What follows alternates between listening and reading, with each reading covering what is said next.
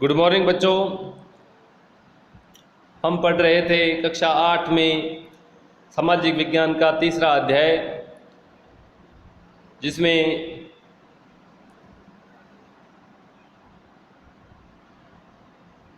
हम खेती के बारे में पढ़ रहे थे।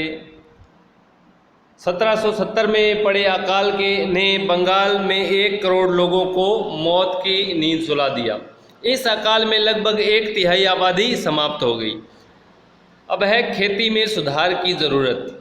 अगर अर्थव्यवस्था संकट में थी तो क्या कंपनी अपनी राजस्व आय के बारे में आश्वस्त रह सकती थी?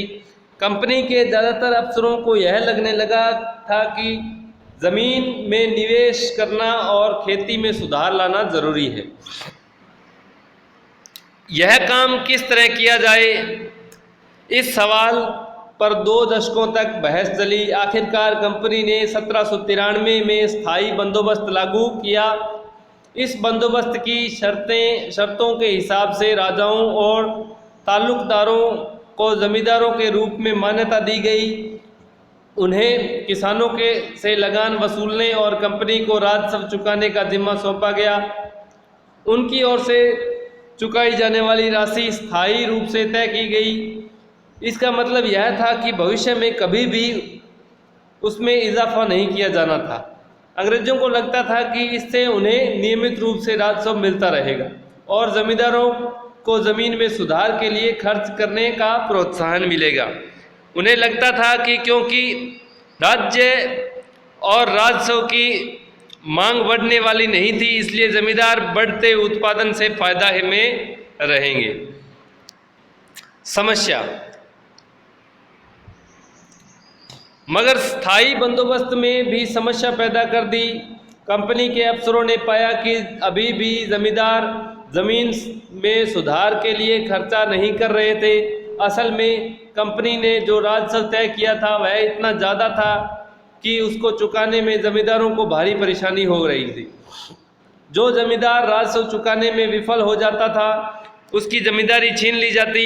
बहुत सारी ज़मींदारियों को कंपनी बाकायदा नीलाम कर चुकी थी। 19वीं सदी के पहले दशक तक हालात बदल चुके थे। बाजार में कीमतें बढ़ी और धीरे धीरे खेती का विस्तार होने लगा। इससे जमींदारों की आमदनी में तो सुधार आया, लेकिन कंपनी को कोई फायदा नहीं हुआ, क्योंकि कंपनी तो हमेशा से के लिए राजस्व तय कर चुकी थी। अब वह राजस्व में वृद्धि नहीं कर सकती थी, लेकिन जमींदारों को अभी भी ज़मीन की बेहतरी में कोई दिलचस्पी नहीं थी। उनमें से कुछ तो बंदोबस्त के शुरुआती सालों में ही अपनी ज़मीन गंवा चुके थे। जो बच गए थे, अब वे उन्हें भी बिना परेशानी और निवेश का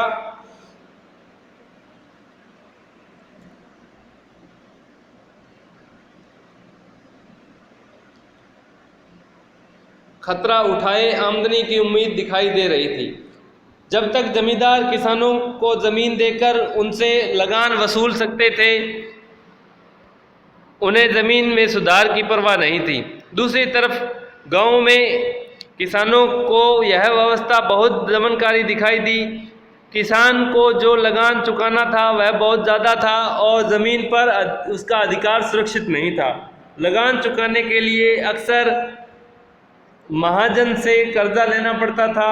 अगर वह लगान नहीं चुका पाता था तो उसे पुश्तैनी ज़मीन से बेदखल कर दिया जाता था। एक नई व्यवस्था। 19वीं सदी की शुरुआत में ही कंपनी के बहुत सारे अधिकारियों को इस बात का यकीन हो चुका था कि राजस्व बंदोबस्त में दोबारा बदलाव लाना जरूरी है।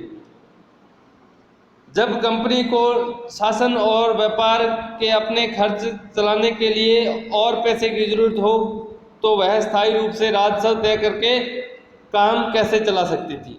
बंगाल प्रेसिडेंसी के उत्तर पश्चिम प्रांतों के लिए होल्ट मैकेंजी नामक अंग्रेज ने एक नई व्यवस्था तैयार की, जिसे 1822 में लागू किया गया। मैकेंजी को विश्वास था कि उत्तर भारतीय समाज में गांव एक महत्वपूर्ण सामाजिक संस्था है और उसको बचाए रखना चाहिए।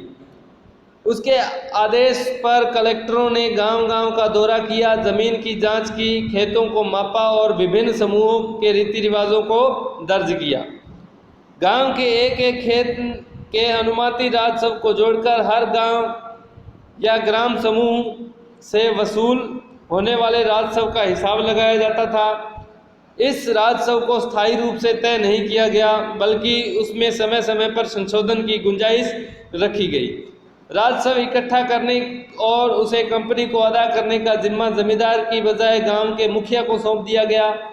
इस व्यवस्था को महलवारी बंदोबस्त का नाम दिया गया। तो बच्चों, आज के लिए इतना ही। आगे का लेसन हम कल पढ़ेंगे। धन्यवाद।